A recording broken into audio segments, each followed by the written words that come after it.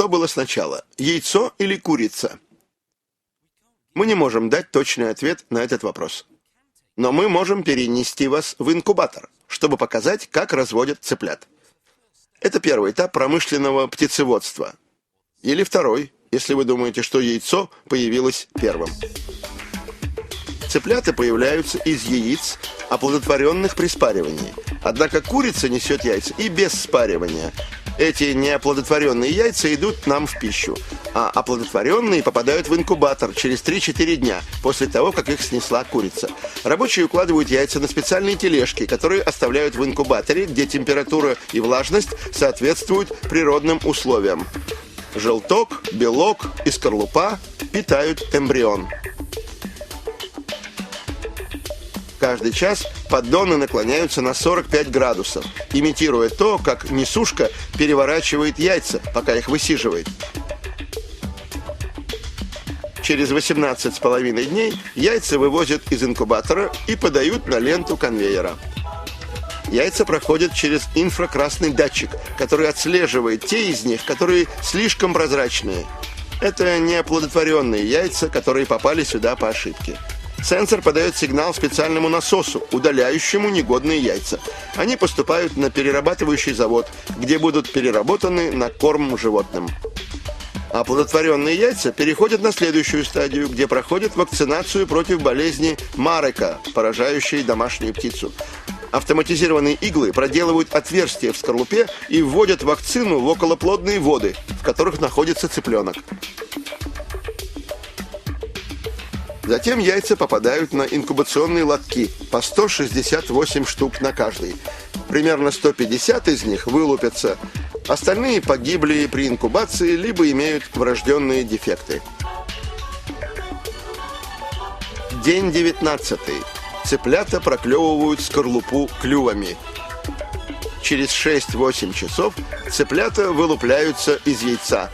Они покрыты короткими перышками, пушком.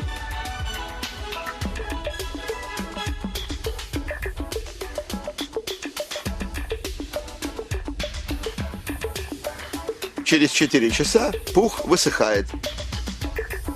Затем цыплята попадают на распределитель, отделяющий цыплят от скорлупы.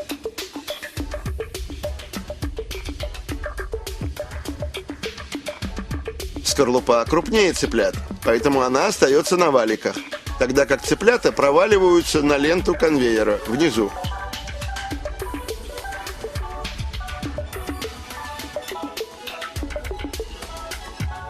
Богатая кальцием скорлупа отправляется на перерабатывающий завод.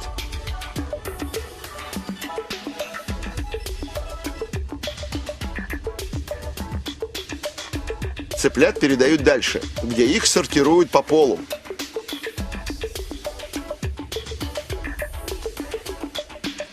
Рабочие отправляют самцов в один желоб, а самочек в другой. Пол определяется по 2 рядам перьев. Если один ряд короче другого, это самка. Если же высота перьев одинакова, цыпленок – самец.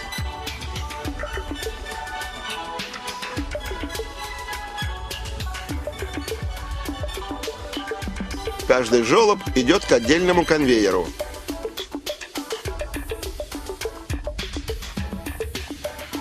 Оптический счетчик отслеживает количество самцов и самок.